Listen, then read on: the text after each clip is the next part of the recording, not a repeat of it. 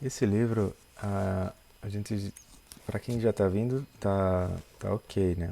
Mas para quem está chegando hoje, comentamos que nós vamos começar o livro pelo capítulo sobre prática de meditação, que é o último capítulo do livro. Por quê?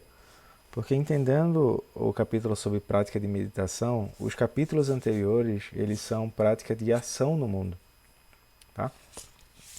E a ideia então seria entender os ensinamentos, contemplar os ensinamentos a partir da meditação e em seguida ver se isso que ele está falando é verdade ou não, tá? Daí, indo para o capítulo de prática de meditação na página 157, nós paramos na verdade na página 164, tá?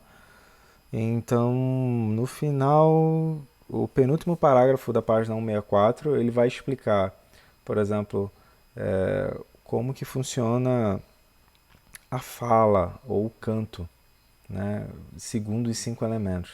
É interessante entender isso, tá?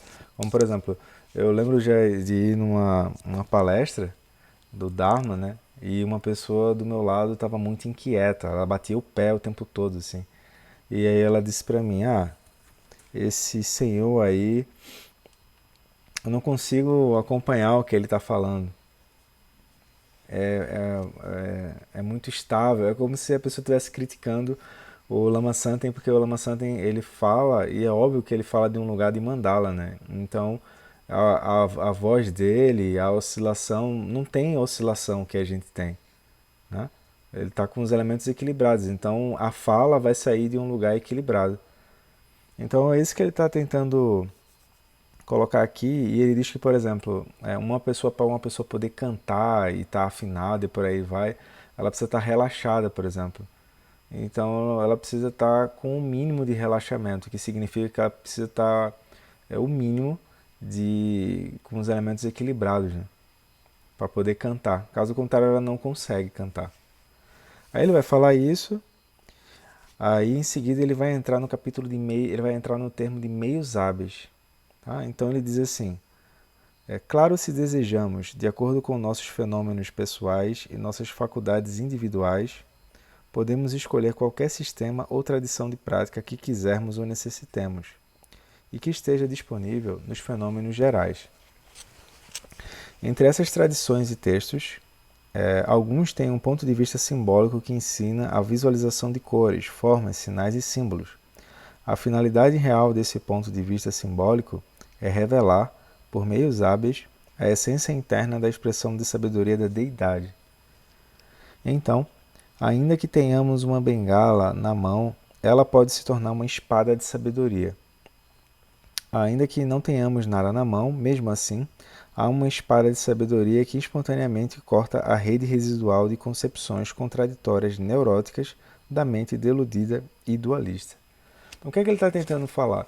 Ele está dizendo dizer assim que a gente chega, né, e em geral o caminho vai fazer sentido para quem está buscando o caminho. Tem um texto à parte que eu ainda estou palmilhando esse texto, que são as buscas que todo mundo tem. Não vou nem olhar para ninguém aqui da câmera, eu vou olhar para mim mesmo aqui. Porque, assim, dentro do Sansara está todo mundo buscando aquilo, né? Aí tem um aprimoramento daquelas buscas, até que a pessoa então se dá conta de que aquelas buscas elas não estão indo para lugar nenhum. É uma coisa que a própria pessoa vai ter que concluir isso. Não adianta alguém ficar de fora falando, não vai adiantar de coisa de canto, não adianta.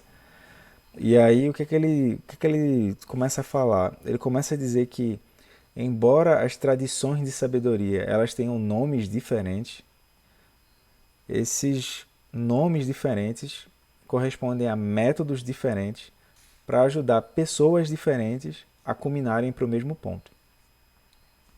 Então ele diz, a finalidade do ponto de vista simbólico, ou seja, nós vamos nos utilizar de símbolos porque a nossa mente funciona com símbolos.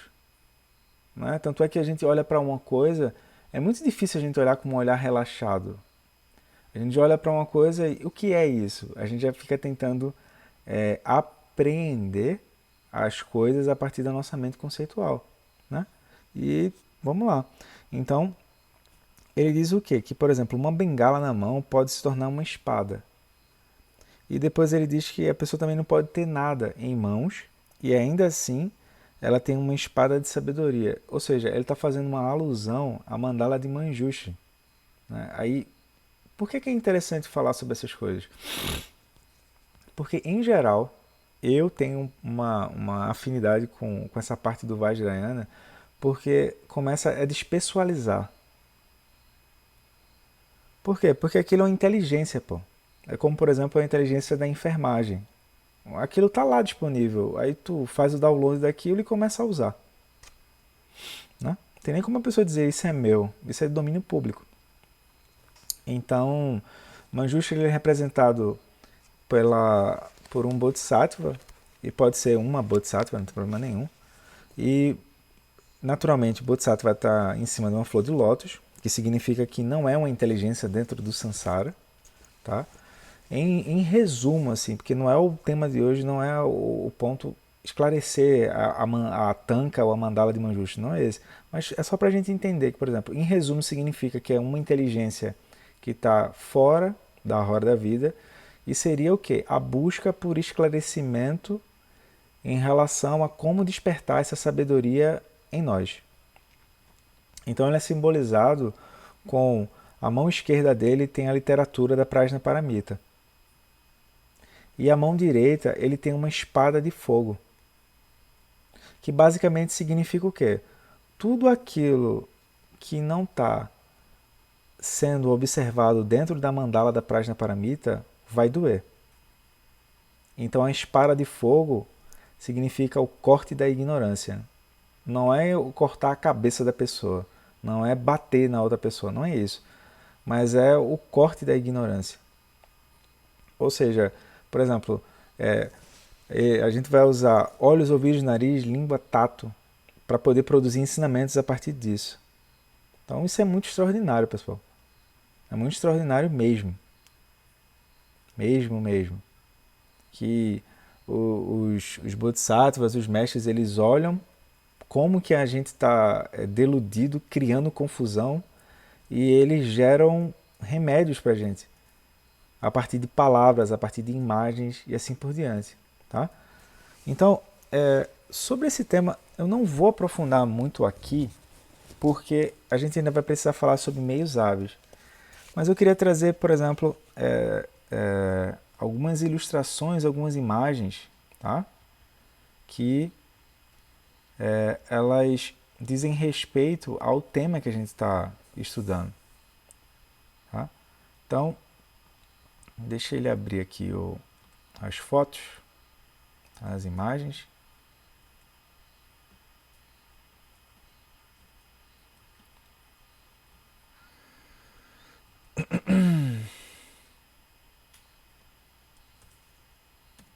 Pronto, abriu. Eu vou tentar compartilhar aqui com vocês. Compartilhar uma janela.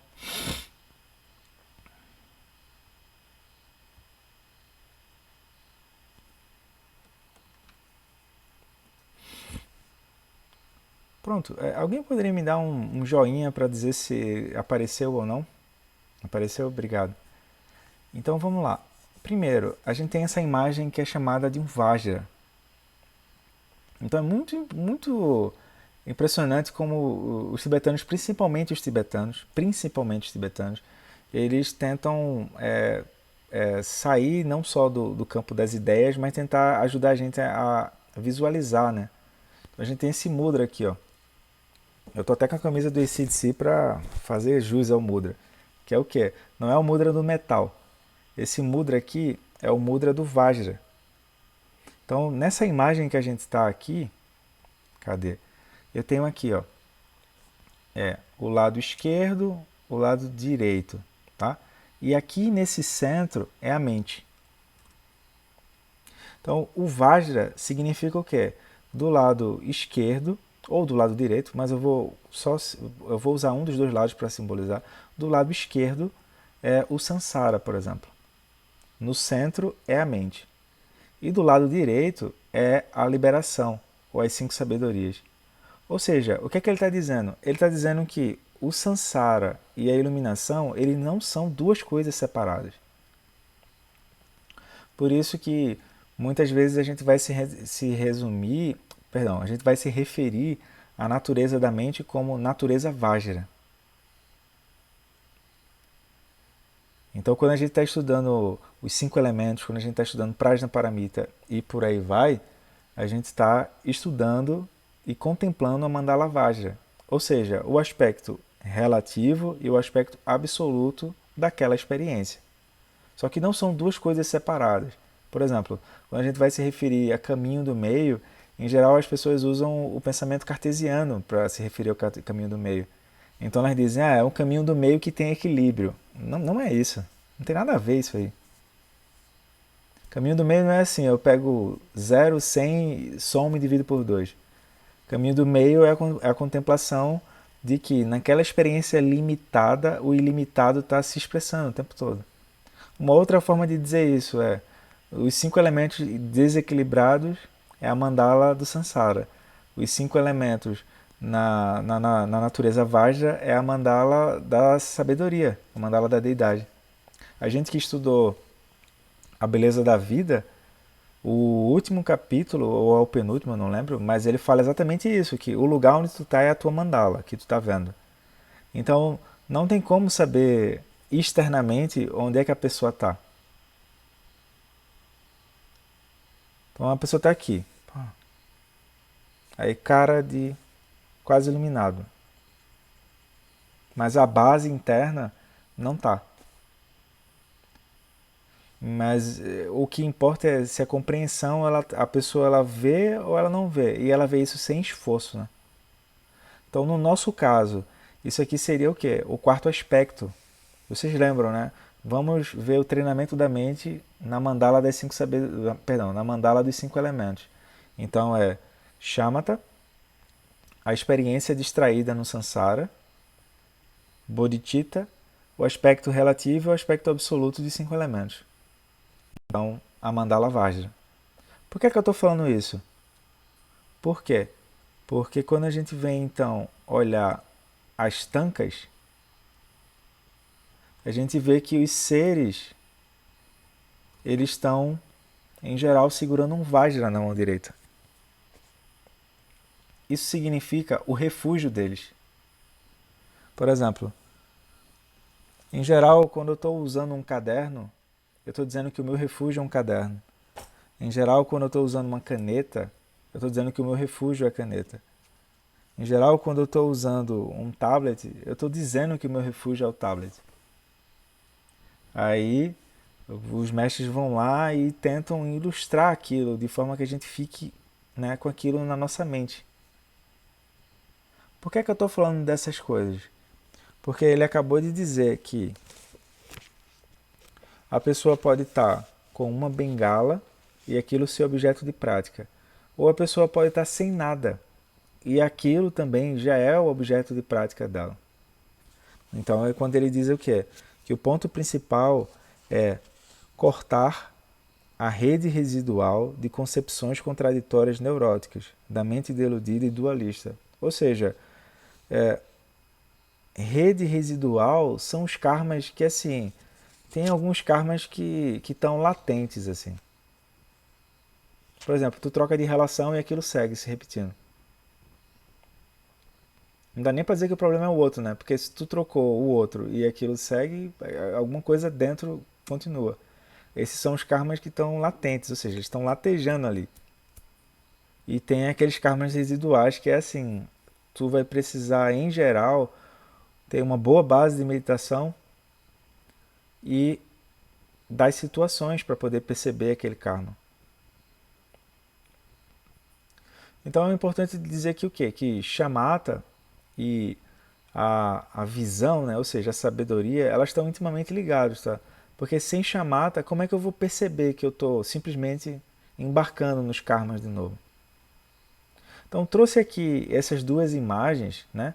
Primeiro, a imagem de um Vajra e segundo, essa imagem que é a mandala de Guru Rinpoche, que significa a ação do Bodhisattva em meio ao mundo. Para dizer que cada elemento desse que está aqui, ele não está aqui de forma aleatória, de forma arbitrária. Ele tem um porquê de estar aqui. Tá?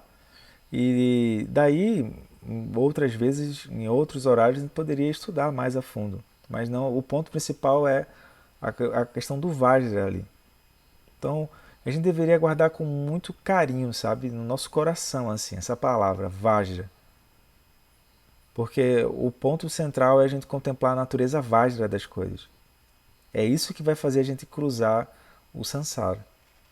Então, tendo falado isso, o que é que acontece? Ele diz: no Sansara, uma única ferramenta não é capaz de penetrar em todo e qualquer lugar. De fato, por exemplo, eu não tenho como bater um prego com uma chave de fenda, não é verdade? Então significa que para cada posicionamento meu de mente que eu precisar de um objeto, toda vez que eu preciso de um objeto, eu tenho que ter uma mente associada, senão aquele objeto não faz sentido. Tá? Então ele diz que uma única ferramenta não é capaz de penetrar em todo e qualquer lugar. Então os muitos aspectos dos elementos grosseiros demandam muitas ferramentas diferentes. Assim, o Buda manifestou ferramentas não apenas como uma espada ou um único símbolo, mas espadas sem limite.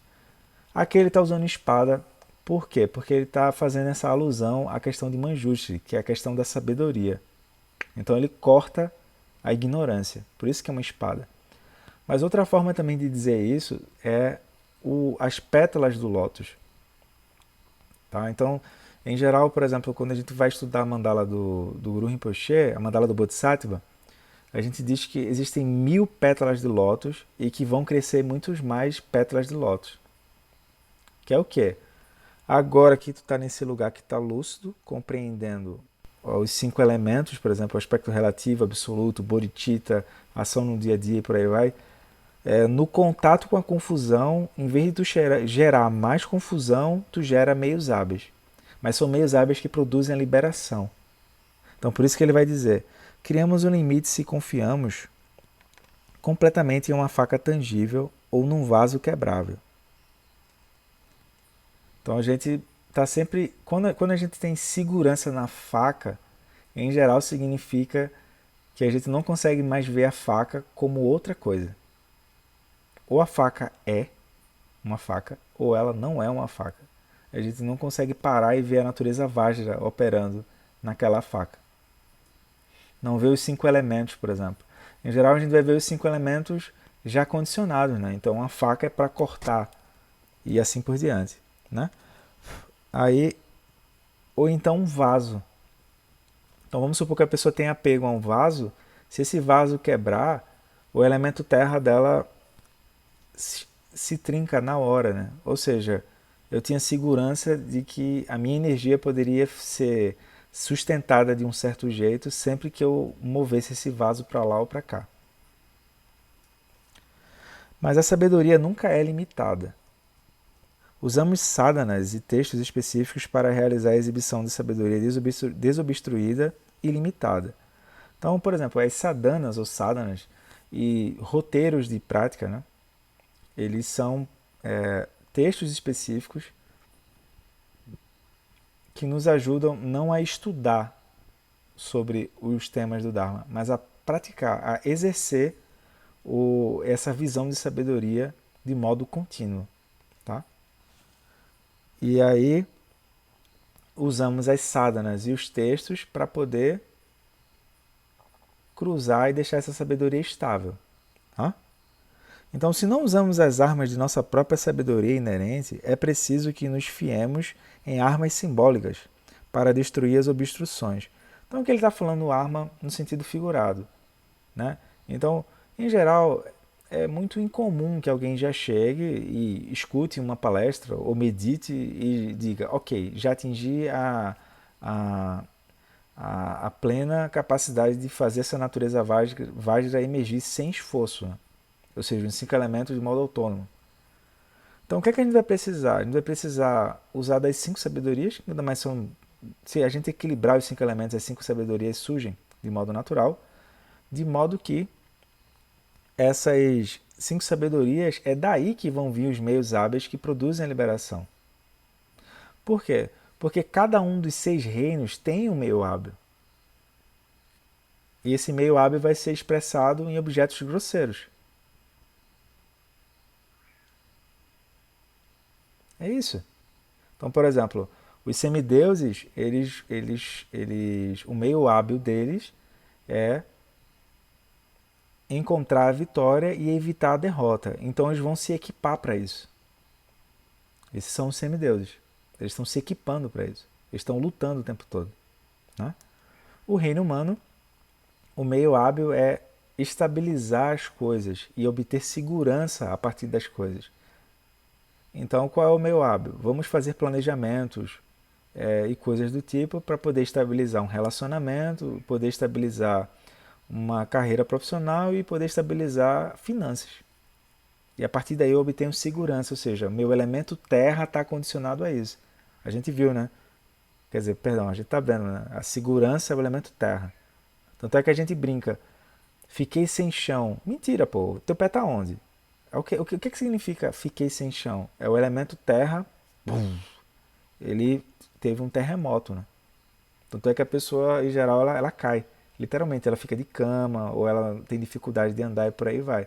Então, são formas simbólicas de poder explicar o que acontece dentro de nós, né? Na experiência, primeiro condicionada, depois a experiência de forma autônoma. Tá? Então diz, mas as armas simbólicas são limitadas. Então, se realizamos a arma de nossa sabedoria inerente, somos capazes de penetrar qualquer lugar sem necessidade dos meios elementares grosseiros e limitados. O que ele está dizendo, pessoal? Ele está dizendo o quê? Que uma vez que a gente tem o domínio da própria mente e é capaz de repousar a mente nessa base que a gente está chamando aqui de essência Vajra ou natureza Vajra, tu não, tu não tem mais a necessidade de ter objetos grosseiros para lá ou para cá.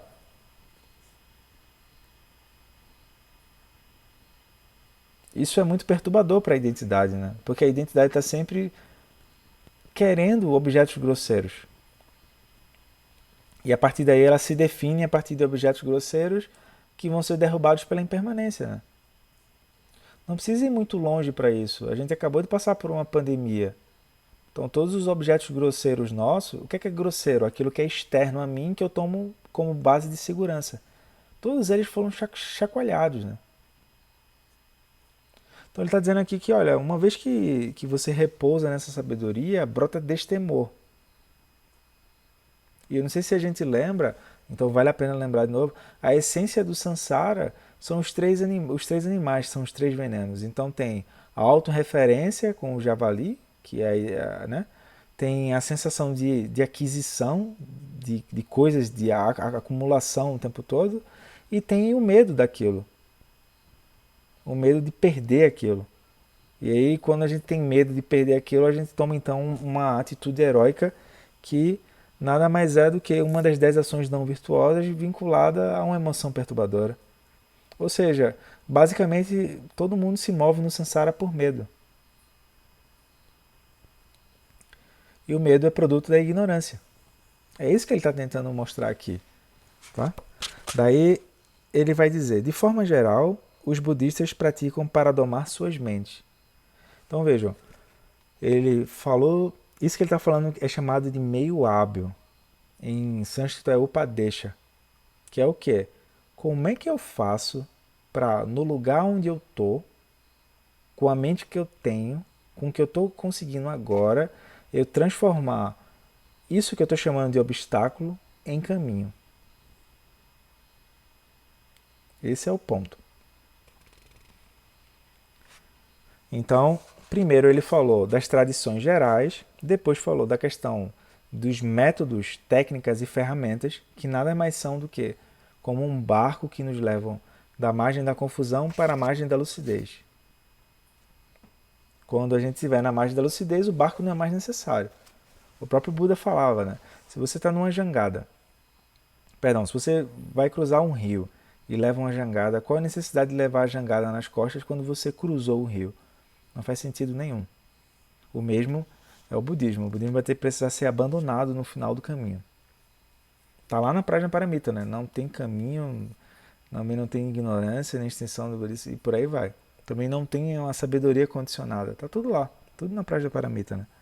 Então o que acontece? Ele vai dizer, de forma geral, os budistas praticam para domar suas mentes. Eu acho bacana que ele usa de forma geral, né?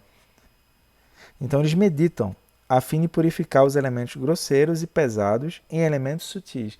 Então vejam, ele saiu do campo das tradições, pegou as tradições em geral, aí agora está afunilando para a questão dos meios hábeis, depois entrou na questão da sabedoria, e agora ele vai entrar na questão de usar a meditação como meio hábil. Então, é possível avançar no budismo sem meditação? É. Agora, é fácil? Não. Por quê? Porque, por exemplo, se tu pegar o Vajrayana com sinais, no fim das contas, a pessoa ela vai ter que aprender a desapegar de toda a parafernália que ela acumulou para fazer, por exemplo, visualização de deidade. Então, o que é que a gente faz? Os mestres olharam e disseram que olha para os seres no nosso momento. Qual é a maior queixa? A maior queixa é que está todo mundo muito acelerado. Então o que é que tu vai fazer?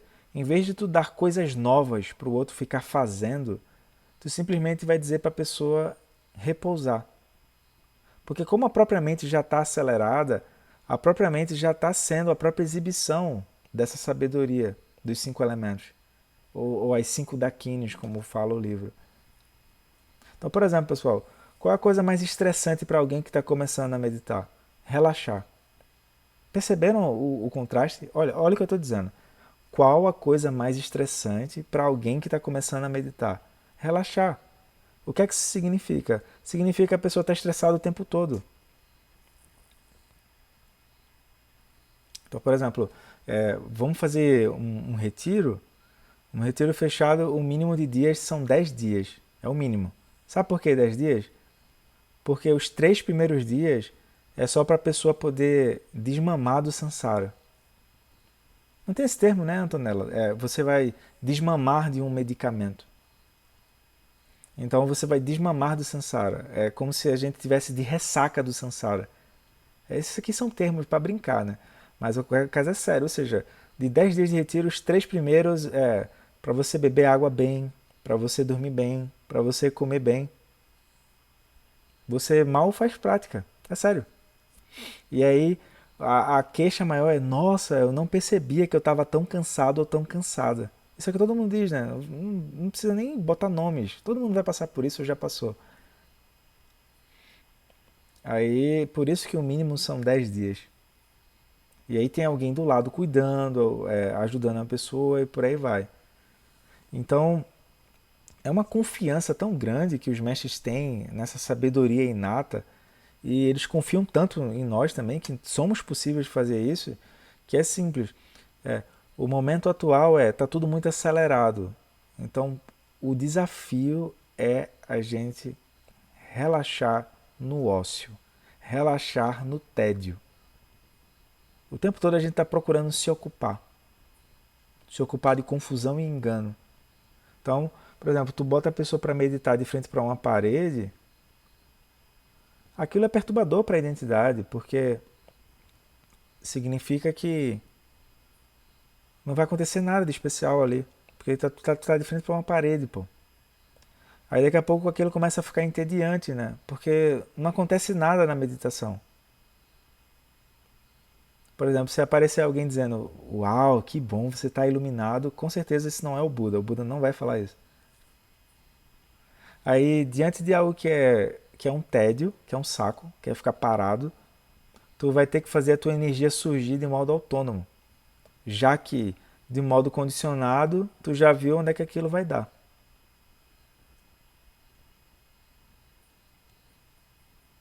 É isso. Então, o meio hábil da gente aqui é praticar a meditação não como alguém que vai adquirir uma nova habilidade. Em tibetano, meditação é escrito como GOM, G-O-M, que significa familiarizar-se com aquilo que você já tem. Que é o exemplo clássico de uma água barrenta numa garrafa, e se você parar a garrafa, o barro decanta e a água límpida aparece. Agora, por que ele está falando isso? Porque ele disse que eles meditam a fim de purificar os elementos grosseiros e pesados em elementos sutis e leves, e depois em sua essência pura e secreta. Ou seja, ele está falando dos três aspectos da nossa experiência: o aspecto grosseiro, o aspecto sutil, o aspecto secreto. Alguns mestres, eles nem falam disso, eles já falam direto assim. Por exemplo, eles vão falar de luminosidade da mente. Luminosidade da mente é o aspecto secreto. O aspecto secreto, a luminosidade da mente. Então ele diz, a fim de não permanecer num espaço vazio e opaco. Então, pessoal, em geral, fala-se bastante sobre a questão de espaço da mente, por aí vai. Mas esse espaço ele não é uma coisa vazia e nem é opaco. Ele não tem atributos dentro, ele tem sabedoria.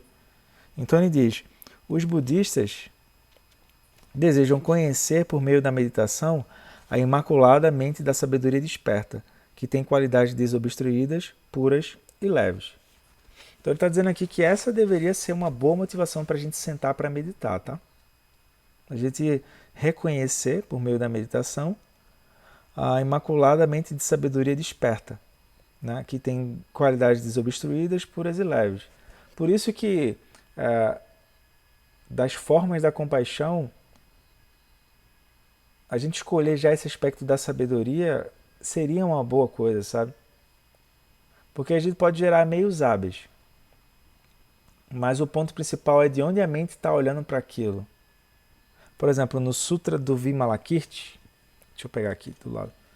Eu não vou poder me estender porque eu precisaria fazer o contexto e por aí vai. Mas ele diz que tinha um monge que é o Subhuti e o Subhuti vai visitar o Vimalakirti.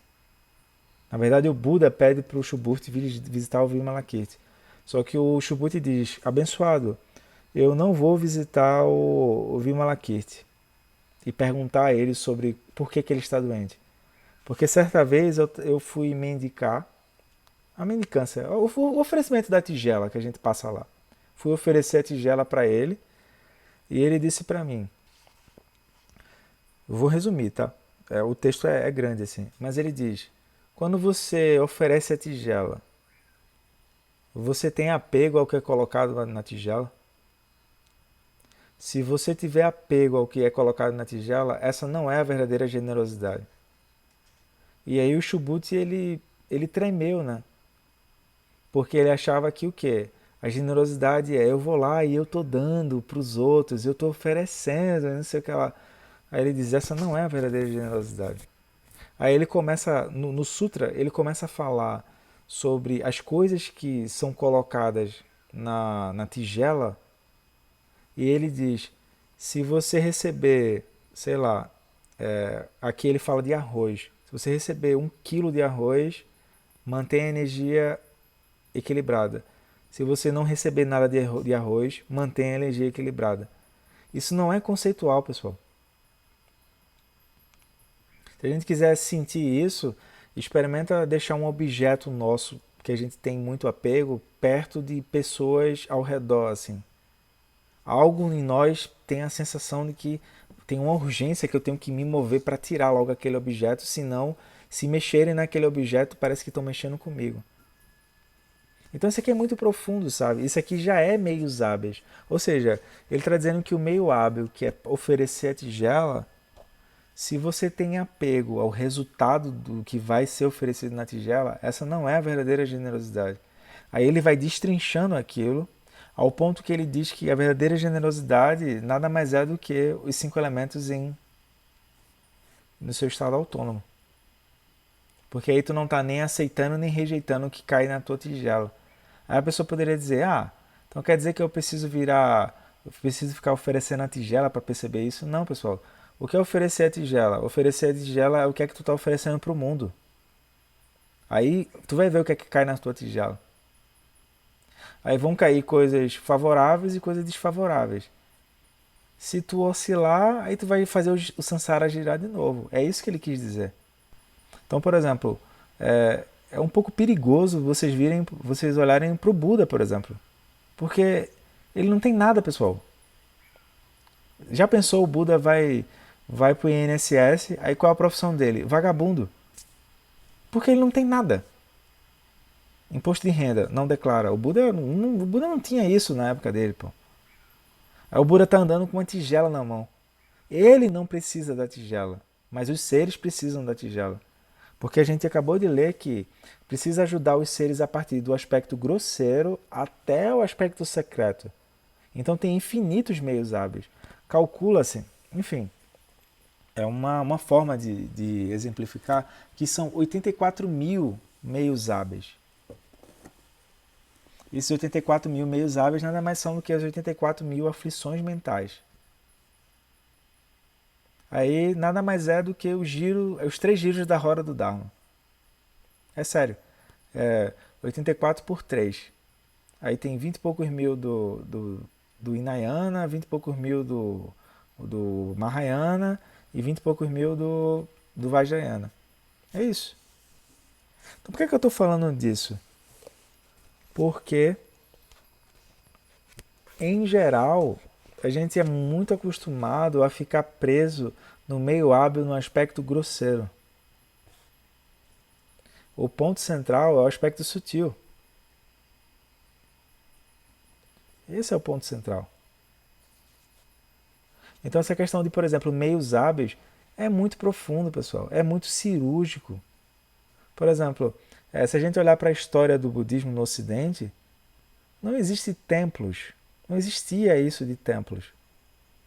Então o Karmapa, quando ele começou a viajar pela Europa, ele começou a olhar, né? E disse, bom, não tem templos aqui. E além do mais, quando se fala em meditação, as pessoas acham que você enlouqueceu. O que é que isso significa? Significa que aquilo é uma terra de fronteira. O que é que isso significa? Significa que o Dharma ainda não floresceu ali. Por quê? Porque se você fala no budismo, fala na meditação, as pessoas olham para tu e parece que tu é o alienígena da história. Aí tu vai perceber a qualidade da prática do Karmapa, né? Pô, o Karmapa é o Karmapa, pô. Né? O cara é o cara. Então o que é que ele faz? Em vez dele chegar já dizendo, vamos construir um templo e não sei o que, não sei o que lá, não sei o que lá, que isso vai gerar aversão nas pessoas, o que é que ele faz? Ele vai na casa das pessoas que convidam o Karmapa, aí ele vai numa sala de estar da galera e diz, bom, vamos começar com o que temos. Então tem 3 gatos pingados ali. Então aqui, nessa sala de estar, vai ser um centro de Dharma. Quem criou essa coisa de centro de Dharma foi o Karmapa. Pô. Aí o que era um centro de Dharma? Era a galera indo para casa de alguém, na sala de estar, sentava em roda e começava a estudar e meditar os ensinamentos. Aí tinha uma folha de papel feita à mão, não tinha impressora na época, e o nome do lugar era Karma alguma coisa, porque Karma é a linhagem. Karma não sei o que lá, Karma não sei o que lá. É isso. Aí a partir daí foi se estabelecendo esse termo, centros de Dharma. Isso é muito cirúrgico, galera.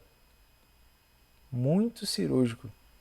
Por quê? Porque num lugar onde o Dharma ainda não floresceu de dentro, esse lugar vai ser um lugar hostil. Então é como se todo o movimento que tu vai fazer em relação àquilo, ele tem que ser muito, como é que eu posso dizer, cirúrgico mesmo. Porque tu não quer afastar as pessoas, tu quer incluir as pessoas. Por exemplo, quando eu facilitava no SEB Recife, uma coisa que eu escutava muito era as pessoas associarem o vermelho do SEB, que é muito vermelho, né? O budismo tibetano tem essa coisa do vermelho, ao comunismo, ao socialismo. Não tem nada a ver, meu amigo. O vermelho, ele vem numa questão da tradição tibetana. Por quê? Porque a galera é nômade, pessoal. Então, os nômades, eles chegavam um na casa do outro, não tinha comida, e era uma coisa assim, eu vou simplificar, uma coisa assim, tipo, e aí, tem head food aí? E aí, tem comida vermelha aí? Que é o quê? Carne, né? Eles são nômades e neva pra cacete no Tibete. Não é fácil se movimentar. Aí essa coisa do vermelho começou a ser incorporada. Depois, os tibetanos começaram a pintar o rosto de vermelho, como se fosse uma coisa indígena mesmo. Porque isso era uma coisa de mostrar que eles são um povo aguerrido. E por fim, eles começaram a pintar as estruturas de vermelho, porque eles acreditavam que essa estrutura de vermelho iria afastar energias negativas, como a gente fala por aqui. Aí daí ficou. Agora, antes de ser introduzido o vermelho, já existia amarelo. Aí por isso que ficou vermelho e amarelo. O amarelo, ele vem desde a época do Buda. Tanto é que os monges e o próprio Buda, vocês vão ver as tancas dele, as roupas dele, eles estão de amarelo. Que é como se fosse o quê? Aquilo que está sendo oferecido é puro como o ouro. Aí ficou. Aí, em alguns lugares, demorou para o vermelho ser incorporado. Por quê? Porque as forças reais, as forças da realeza, eles se vestiam de vermelho. Então a galera não queria botar vermelho para dizer assim, ah, você está compactuando com, né, com um regime que não é legal com os valores que o budismo está pegando. Aí no final acabou incorporando o vermelho e o amarelo na cultura tibetana. Aí tu vai incorporar isso aqui, dá problema. Dá problema é assim, tem que ir devagar, sabe? É mais ou menos o que Suzuki Roshi fez quando foi para os Estados Unidos. Ele pegou e começou a dar aula numa garagem, pô. Por quê? Porque se ele começasse a dar aula muito formal, a galera ia vazar, né? Tudo hippie, tudo já cheio de, né, paz e amor, não sei o que lá, e ponto. Aí, por que é que eu tô falando disso? Porque são meios hábeis que brotam desse lugar de sabedoria. Em geral, os meios hábeis que a gente tem, eles são meios hábeis que brotam da nossa sabedoria que está limitada. Qual é o problema disso? É que o alcance ele vai ser limitado, pô. Funciona? Funciona. Por exemplo, se eu tiver aqui com dor de cabeça, qual é o meio hábil para dor de cabeça? Aí você vai ver vários meios hábeis. Mas isso produz a liberação? Essa é a pergunta. Então a gente tem o caminho como união de meios hábeis, que são os métodos, e sabedoria. Se tiver faltando um dos dois lados, a gente não consegue criar pontes entre as pessoas. Porque o Bodhisattva faz isso, né? Ok, eu estou dentro, mas e as pessoas ao redor? Como é que faz? Vamos ver um jeito né? de não é catequizar, não é trazer para dentro, não é ficar de carolice, não é isso. Mas vamos ver um jeito que a pessoa possa olhar e dizer, nossa, isso faz sentido na minha vida. Então, por exemplo, o Lama Santen ele é incansável nisso. Se a gente olhar com cuidado, o esforço, assim, no bom sentido, que ele faz de tentar trazer os ensinamentos para mostrar que um brasileiro é capaz de fazer aquilo funcionar, Nossa Senhora. Nossa Senhora mesmo. As palavras, as brincadeiras, tudo. Tudo mesmo. Tá? Então por que eu estou falando nisso? Porque ele diz, no caminho na meditação, então ele falou no caminho da meditação. Então ele agora já está falando para praticante. São pessoas que estão buscando o caminho. Ou seja, já teve meios hábeis, a pessoa entrou no barco. Já conseguiu ter meios hábeis. Mas e os outros? E aí, como é que faz? Tem isso. Tá? Então ele diz, no caminho da meditação, é possível que tenhamos a experiência de êxtase em nossos corpos. Então vejam, ele começa o capítulo falando sobre corpo, começa falando sobre exercícios físicos, depois ele entra no aspecto da fala, depois ele entra no aspecto da mente. Depois ele faz um paralelo com coisas do dia a dia, aí pausa. Depois ele entra no aspecto das diferentes sabedorias, depois as diferentes pessoas, depois os meios hábeis, ou seja, como que tu faz para chegar nas pessoas, né? As pétalas do lótus. e agora ele de fato ancora no caminho da meditação. No nosso caso, se a gente quiser deixar mais estruturado, nós estamos agora olhando as 4 nobres verdades, né? Então, sempre que a gente estiver perdido na vida, o que é que eu estou fazendo, para onde eu vou, de onde eu vim, não sei o que lá, olha as 4 nobres verdades. Tá lá. Então a pessoa olhou a verdade de dukkha, transmigração, olhou as causas do sofrimento, olhou que é possível. O sofrimento pode ser eliminado. Tá lá o caminho e como percorrer o caminho.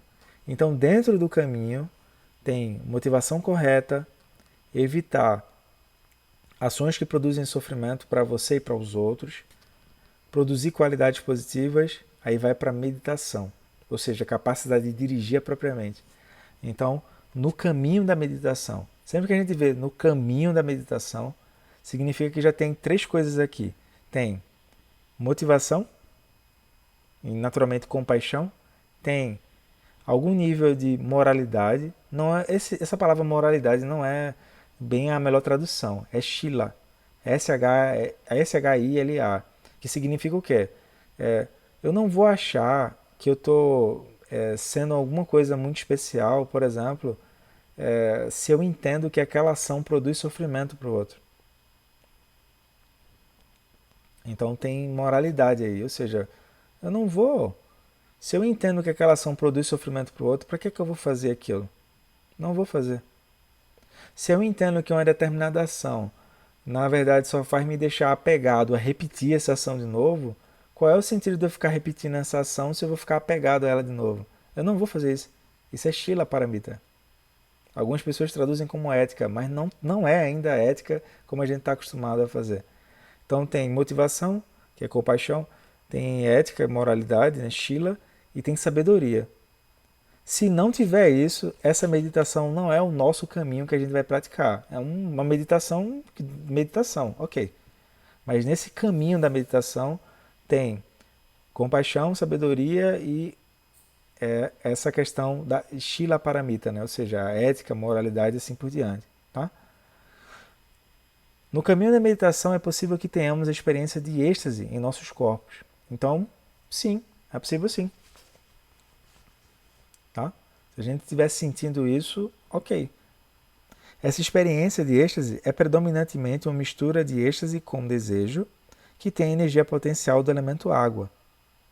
Ou seja, essa êxtase, essa alegria, nada mais é do que você começa a relaxar tanto na meditação que você recorda, é como se fosse alguém jogando água nos seus olhos, né? A pessoa, sabe quando a pessoa dormiu assim, aí ela vai lá e lava o rosto assim, toma um banho gelado e ela desperta, né?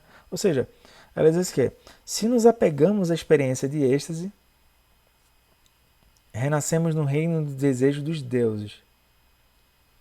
Então, em geral, isso vai se dar na prática de shamatha.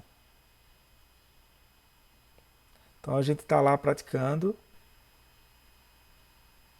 e a gente começa a se sentir bem. Por exemplo, um dos sintomas da prática de shamatha é que você não quer largar a prática de shamatha. Porque você começa a se sentir muito bem, pessoal. Por incrível que pareça, no começo é turbulento para todo mundo, mas depois aí ele vai dizer, se nos apegamos à experiência de êxtase, renascemos no reino do desejo dos deuses. Esse apego da mente obscurecida ao êxtase tem a energia potencial sólida do elemento terra. O que é isso? É quando você fixou, né? Ou seja, você senta, aí você sente uma paz, uma alegria. Aí quando tu levanta que vai para o Sansara, aí tu tem a sensação de que a tua meditação tá ruim.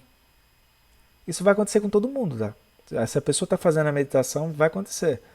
Por quê? Porque a pessoa não tem a sensação de que ela está criando apego. Ela cria o apego e ponto. Ela não tem a sensação, né? Por isso que é ignorância, avidya.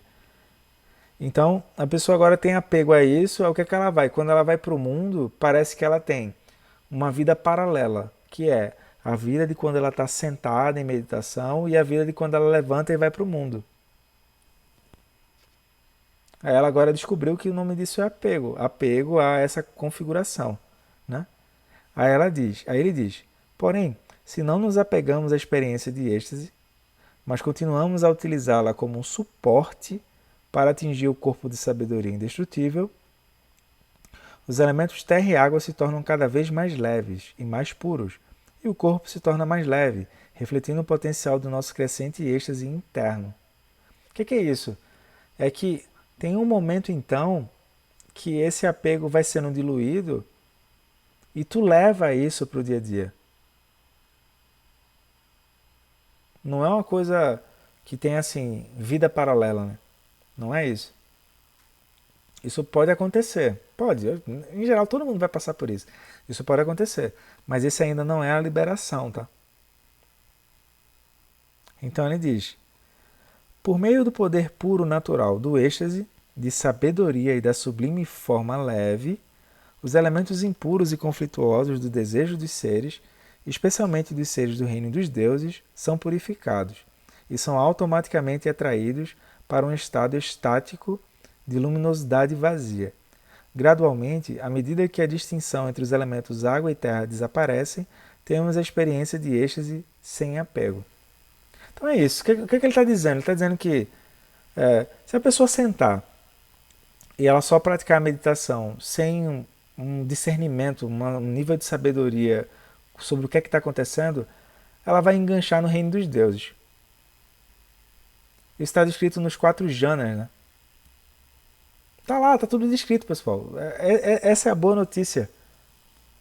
Então a gente já tem os meios hábeis necessários. Aí só falta confiar de que é possível fazer. Depois ele vai dizer que por meio do poder puro natural do êxtase de sabedoria. Ou seja, ele está dizendo de novo, né? Olha, isso vai acontecer, mas tu volta de novo para a sabedoria. Então, a pessoa então ela cruza essa experiência de êxtase e a êxtase aparece, mas ela não tem apego a essa sensação. Como que é isso, Roberto? É que assim, tu tá leve, mesmo nas situações que estão demandando mais. De novo, basta ver, pega uma palestra de um professor desses aí do Dharma. Eu não, eu falei um professor do Dharma, sabe? Esses rinpoches aí, essas coisas, esses mestres assim. Jetsuma Tenzin Palmo, se tu não vê um traço de tensão neles. Zero. Essa ausência de traço de tensão nada mais é do que esse êxtase sem apego. Tá? Então, no caminho da meditação, podemos ter a experiência de clareza em nossa fala. Essa experiência de clareza é predominantemente uma mistura de clareza e raiva, que tem a energia potencial do elemento fogo. Se nos apegamos a essa experiência de clareza, renascemos no reino das formas dos deuses. Esse apego da mente obscurecida à clareza tem o potencial de energia ativa do elemento ar. Porém, se não nos apegamos à nossa experiência de clareza, mas continuamos a utilizá-la como um suporte para atingir a fala de sabedoria livre do desejo, os elementos fogo e ar se tornam cada vez mais leves e cada vez mais puros, e nossa fala se torna mais melodiosa, refletindo o potencial de nossa crescente clareza interior.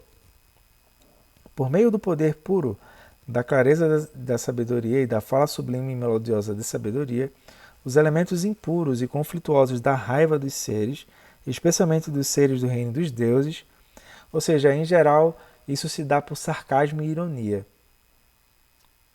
no reino dos deuses. A fala impura, que seria o elemento ar e o elemento fogo, né? A fala, isso vem por sarcasmo e ironia.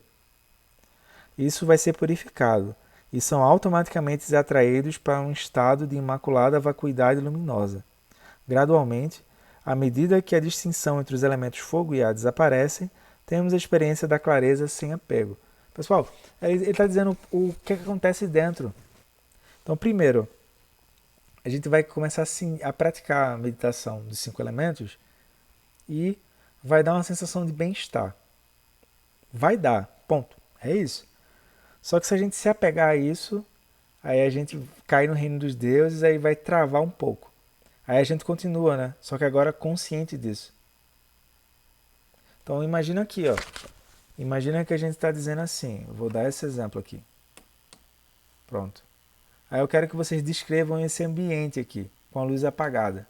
Caramba, fica um pouco mais difícil, né? Agora, o que ele está dizendo é assim, ó. Segue.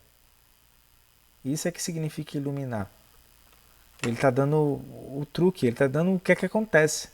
A pior coisa seria a gente seguir de modo cego isso aqui. Mas ele está dizendo, isso aqui acontece, ó. Mas viu o que acontece depois. Aí, ele então falou sobre a experiência de êxtase, que é o bem-estar. Agora ele falou sobre clareza mental. E agora ele vai entrar na experiência de vacuidade. Observa aqui, a gente notou que o que é que ele está falando? De novo, ó, olha o método dele.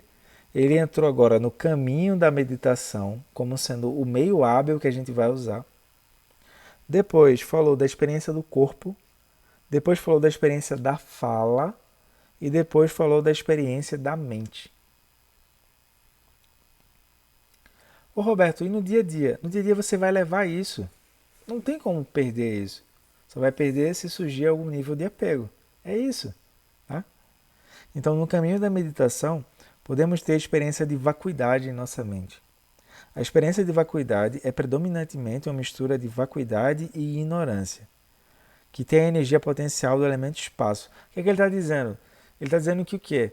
Que é justo porque tem justo porque a ignorância aparece, a vacuidade também está lá. Não é uma coisa contra a outra, que a nossa mente tem a tendência a fazer isso, né? Então eu tenho a ignorância e quero algo como um antídoto à ignorância. Não é isso. É o que está lá na Prajnaparamita, por exemplo, quando ele diz, não tem ignorância, mas também não tem extinção da ignorância. Isso já é a apresentação direta do Vajra. Ou seja, é porque aquela experiência condicionada se apresenta que eu não mexo nela e ela mesma se revela como sabedoria. O que é que faz eu querer mexer a experiência para cá ou para lá? Uma aflição mental. Uma aflição mental. Daí ele está dizendo, ó, por exemplo, quando a gente então começa a se sentir muito tenso, elemento água, elemento terra. Quando a gente começa a perceber que a nossa fala está desconexa, elemento ar, elemento fogo. É isso. Como assim desconexo, Roberto? É que a gente tem uma forma que a gente se sente natural. Quando aquilo começa a oscilar bastante, aí ele falou em clareza, né? Ou seja, por isso que é importante o caminho da meditação, pessoal. Porque sem a meditação, como é que tu vai ter consciência da base que tu está operando? Não tem como. Por quê? Porque os cinco elementos, eles, embora eles apareçam grosseiro, por exemplo, uma montanha, elemento terra, uma cachoeira, elemento água, o sol, elemento fogo, o ar, o vento, né, elemento ar, né? O éter, o brilho da lua ou o brilho do sol no céu. Embora isso tá lá, o ponto mesmo é dentro, porque os cinco elementos eles não se separam, tá?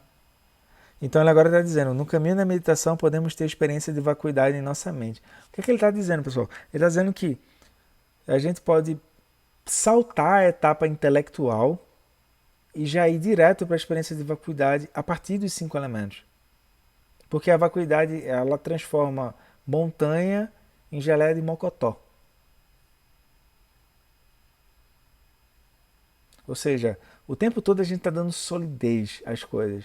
Aí tu agora pega a experiência de vacuidade para poder cruzar por aquilo. Aí ele diz, se nos apegamos a essa experiência da vacuidade, renascendo no reino dos deuses sem forma.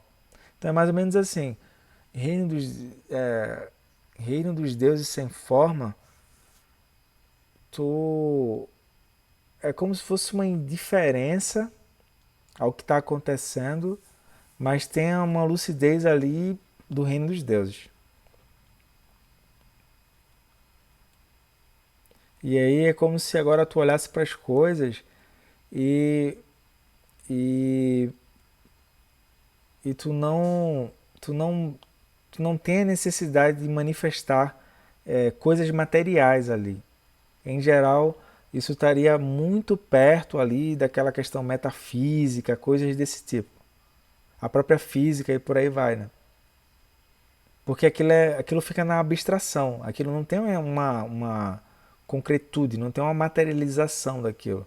Por exemplo, o reino dos deuses da forma, eles quando o elemento ar expande, para tudo que é lugar tu vai ver, assim. É como se os objetos fossem uma extensão daquela mente, assim. Então tudo é maravilhoso, tudo é perfeito, tudo é lindo, tudo é não sei o que lá. Esse seria o reino dos deuses da forma. O reino dos deuses da ausência de forma é como se fosse o outro lado, assim. Tu dá uma olhada e aquilo nem vem nem vai. Mas o orgulho segue. Então o reino dos deuses é o reino dos deuses, ponto. Mas ele tenta clarificar isso, né? Ou seja, se a pessoa viu a vacuidade, mas ela criou apego, aí ela nasce no reino dos deuses da ausência de forma. Porém, se não nos apegamos a essa experiência de vacuidade, mas continuamos a utilizá-la como suporte para atingir a mente de sabedoria, de consciência autoconhecedora, o elemento espaço se torna cada vez mais leve e cada vez mais puro. E nossa mente se torna temporariamente sublime, refletindo o potencial de nossa crescente vacuidade interior. Ele está dando um toque. Por meio do poder puro natural do espaço, de sabedoria e da mente sublime, não nascida, ou seja, Prajnaparamita, os elementos impuros e conflituosos da ignorância dos seres, especialmente dos seres do reino dos deuses, são purificados. Então, pessoal, o tempo todo, observa como é que é o método dele. Primeiro, ele fala o meio hábil que ele está usando, caminho da meditação. Depois, ele passeia por corpo, fala e mente. Depois, ele passeia pelos elementos grosseiros, sutis, secreto. E no final ele diz: tá bem, vai acontecer de que pela meditação você vai dar um salto para o reino dos deuses, mas a questão é se você consegue discernir se aquilo é ignorância ou sabedoria. E aí no final, mesmo no reino dos deuses, aquilo acaba despontando para a sabedoria. Ou seja, a gente está ferrado, não tem para onde a gente correr. No final a gente vai atingir esse nível de sabedoria. Esse é o ponto. Então ele diz: e assim eles são automaticamente atraídos para um estado de vacuidade consciente sem delusão. Tá? Ou seja, a pessoa pode estar falando sobre a vacuidade, pode estar falando sobre, sei lá, pode estar falando sobre a vacuidade, pode estar falando sobre coisas referentes à vacuidade, mas no fundo ela tem apego àquele ponto. Aí agora ele está dizendo o quê? Que a pessoa cruzou aquilo ali, com os 5 elementos em equilíbrio, e a vacuidade agora surge de forma consciente, ou seja, a vacuidade não é um lugar vazio, que não tem nada. Não é isso. Não é o oposto a tudo, não é isso. Só que não tem delusão, ou seja, está lúcido. Rigpa está lá, né? Gradualmente, à medida que a distinção entre elementos externos e internos desaparece, temos a experiência de vacuidade sem apego. Ou seja, pessoal, ele está dando um salto. Ele está dizendo que se a gente praticar a mandala dos 5 elementos, a gente cruza para a experiência da natureza Vajra, que é a experiência da vacuidade, para sem a necessidade de ficar preso ao intelecto. Porque a gente está sempre esperando um comando que a gente vai acionar para então acontecer alguma coisa na mente. Aqui é o contrário. Aqui é o contrário.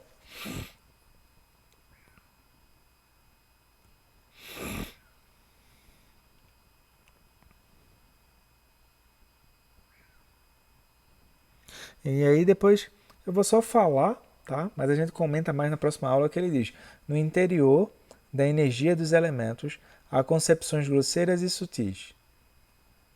As concepções grosseiras estão ligadas aos elementos grosseiros, pesados, e as concepções sutis estão ligadas aos elementos sutis leves. De forma geral, quando meditamos, observamos a mente e podemos reconhecer diretamente as concepções grosseiras por meio de sentimentos e paixões. Por exemplo, seria a meditação que tu está meditando e tu tem uma consciência de que tem algo que está acontecendo dentro. Por exemplo, você está tenso ou você está surgindo determinados sentimentos que você não sabe o que é. Então isso seria um aspecto mais grosseiro, né? Ou seja, é como se você estivesse sendo preenchido tanto com aquilo que você tomou a forma. Então, se a gente fosse considerar o nosso corpo como sendo um vaso ou uma garrafa, nós estamos sendo preenchidos por aquilo. Ele está chamando esse elemento grosseiro. Então ele diz, isso podem ser sentimentos ou paixões, à medida que eles surgem, né? Ao reconhecer as concepções grosseiras, podemos nos libertar delas. Então, ao reconhecer as concepções grosseiras, podemos nos libertar delas. Como é que eu vou reconhecer algo que eu não estou consciente? De novo, por isso a importância de meditar shamatha e também a questão dos 5 elementos em cima, para poder essa consciência surgir sem a gente ter que ficar tomando nota de tudo. Simplesmente uma consciência que o olho desperta e vê o que está acontecendo. Na meditação, quando pensamos que estamos tendo menos concepções, geralmente são as concepções grosseiras que estão diminuindo. Enquanto uma corrente subterrânea das sutis continua a se mover sem ser reconhecida. Isso aqui é assim, a pessoa começou a meditar, ela tem a sensação de que a meditação dela não está funcionando porque ela está reconhecendo que a mente dela está inquieta. Na verdade, a meditação dela começou aí. Porque é como se ela estivesse olhando para um oceano e ela está reconhecendo que tem a superfície do oceano e tem o que está dentro do oceano. Tá? Então ela diz, como a atividade sutil dos córregos sobre a superfície parada de um lago coberto com cascas de grãos. Por que é tão difícil de ser reconhecida? Porque a atividade sutil da mente é sempre perigosa e é a semente das paixões, que criam os fenômenos grosseiros. Por exemplo, quando a gente fala de um pensamento, em geral, tu já está dentro daquilo. Né? Mais sutil, reconhecer a paisagem que está operando. Né? Por exemplo, uma ideia, ou seja qual for a lógica que a pessoa está usando para descrever a realidade ao redor dela, essa lógica que ela está usando está dentro de uma bolha, ou está dentro de uma mandala, e tem um pano de fundo ali dentro. Em geral, a gente não vê isso. Em geral, a gente vê as ideias e vê as conclusões que queremos tirar em cima daquelas ideias e fazer coisas em cima disso. Isso seria o aspecto grosseiro, pô. O ponto é então que ele diz: para purificar essas concepções elementares, sutis, praticantes iniciantes precisam confiar na mente da lembrança ou presença vigilante. Presença vigilante é o termo que ele está usando para a atenção plena lúcida. O que é que ele está tentando dizer? Vou parar por aqui, tá? Ele está tentando dizer assim, que tipo, em geral, o reconhecimento dos elementos, dos 5 elementos no aspecto sutil, interno, ele precisa de um tempo para aquilo acontecer. E, em geral, quem está começando não consegue pegar assim no ar. Normal, pessoal. A gente não foi treinado para isso. Então, o que é que ele fala? Então, vamos começar a desenvolver uma atenção plena lúcida. Por quê?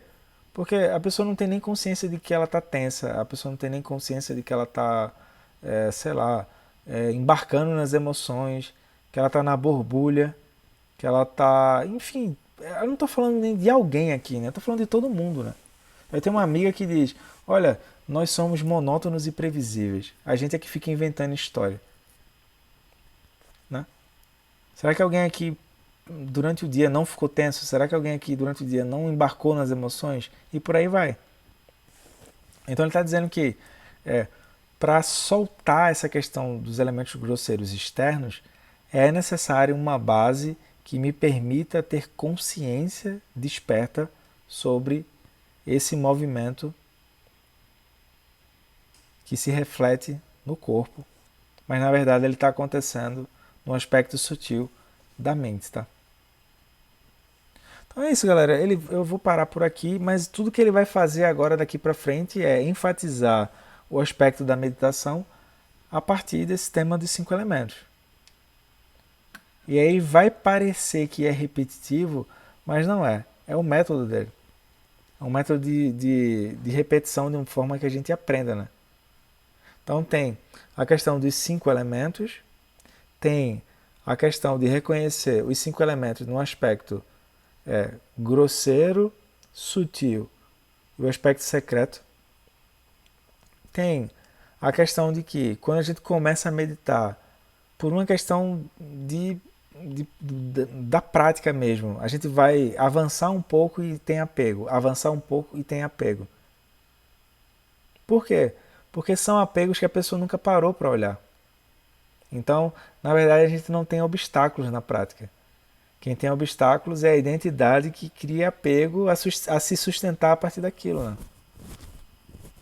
E aí depois ele vai falar, ele falou, por exemplo, êxtase, clareza, estabilidade, são as três características de uma experiência de shamatha, tá? Que é estabilidade, relaxamento e vivacidade, que é o que ele chama de clareza. Então, tá praticando shamatha, tô? Essas três características vão aparecer. Alguns têm mais facilidade para relaxar, outros para mais estabilidade, e por aí vai. Mas essas três características vão aparecer. Tá? E aí, logo em seguida, ele também fala que é possível cruzar para a experiência de vacuidade só pelos 5 elementos. Essa parte do reino dos deuses, o Buda já falava isso no Surangama Sutra. Né? E ele fala não como alguém que está querendo botar medo na gente, é como alguém que vai dizer, olha, o tratamento é esse. Leia a bula. Aí se a gente quer ler a bula ou não é conosco. Não tem como forçar alguém a ler a bula, né? Tem gente que vai, você está tomando o quê? Sei lá, passaram aí para eu tomar. É isso. Daí, o que é que a gente vai ver nas próximas aulas é essa questão da atenção plena lúcida, que o autor aqui, o tradutor, traduziu como presença vigilante. Então, pessoal, muito precioso a gente estudar os 5 elementos, a gente estudar o aspecto de atenção plena a partir dos 5 elementos. Aí no nosso caso, se a gente tem o Lama Santen como uma referência, a gente iria praticar a chamata impura para depois praticar a chamata pura. A chamata impura, eu vou restringir o meu foco e aí eu começo a ter essas experiências que ele acabou de falar. A chamata pura, eu estou com o foco aberto. Só que eu não estou respondendo às impressões de olhos, ouvidos, nariz, língua, tato e mente. Então, por exemplo, se eu mostrar aqui a minha mão, aí como é que eu sei? É que com chamata impura eu olho, aí a mente já vai querer aprisionar alguma coisa da mão. É assim que funciona. Aí, essa aliança, e não sei o que, e a aliança de não sei o que, aí não sei o que. Aí a mente começa. Isso seria chamada impura. Aí eu corto aquilo e volto para uma posição de estabilidade, clareza ou relaxamento. E se for chamata pura eu vejo a mão. Eu não tenho uma urgência de dizer que a mão é a mão, mas eu observo o contorno aqui, ó. E a partir daí eu posso me relacionar com a experiência e a partir daí dá para ver a vacuidade da experiência, dá para ver compaixão, dá para ver a qualidade que a pessoa tiver treinando. Qual é a melhor? Não tem. Depende do que tu está treinando, com o que está surgindo. Né? O ideal seria ter chamata pura. Por quê? Porque quando tu levantar, não dá tempo de dizer, um momento, deixa eu fechar o olho aqui para eu poder relaxar aqui na chamata impura, para eu poder ver o que está acontecendo. Não dá tempo. Então, há um momento que a chamata pura está estável, então o lama brinca como se fosse o tigre na floresta, né? O tigre na floresta ele está devagar, assim, olhando o que está acontecendo. E é isso, tá? Então, se alguém quiser fazer alguma pergunta, algum comentário, fica à vontade. Pegar esses 5 minutinhos finais aqui.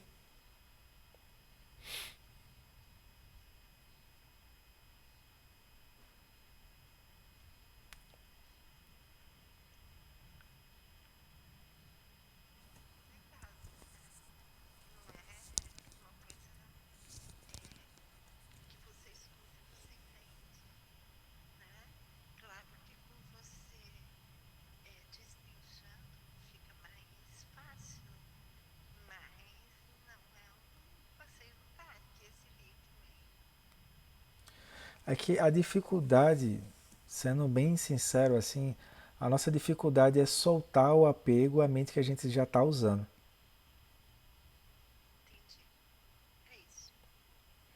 Então, essas coisas que ele está trazendo aqui não são coisas para a gente entender, são coisas para a gente contemplar. Então, só dá para contemplar se sentar para meditar. É uma coisa para experimentar. Nada. E aí, das próximas vezes, você fique à vontade para você fazer perguntas enquanto está acontecendo, tá? Eu fui mal educado e não te expliquei como é que as coisas funcionavam.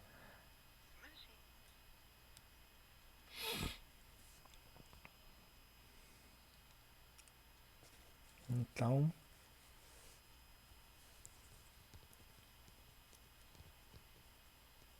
bom, então a gente vai fazer a dedicação, tá? Que os méritos desse encontro se expandam e toquem a todos. Que o Mestre Universal da Paz e da Compaixão, Sua Santidade Dalai Lama, e juntamente com todos os mestres e todas as tradições que veiculam essa mensagem, tenham longa vida. Que todos estejam a salvo de gerar pensamentos negativos, o obstáculo mais destrutivo. Que esses pensamentos nunca surjam em nossa mente. Que todos os seres também estejam livres de pensamentos negativos. Ken lo chosun lo che zarin sasun chapa chosun namadami hidrado sungele show. Oh, alegria, pessoal. Bom descanso para vocês, boas práticas e até próxima quinta. Tudo de bom. Tchau, tchau.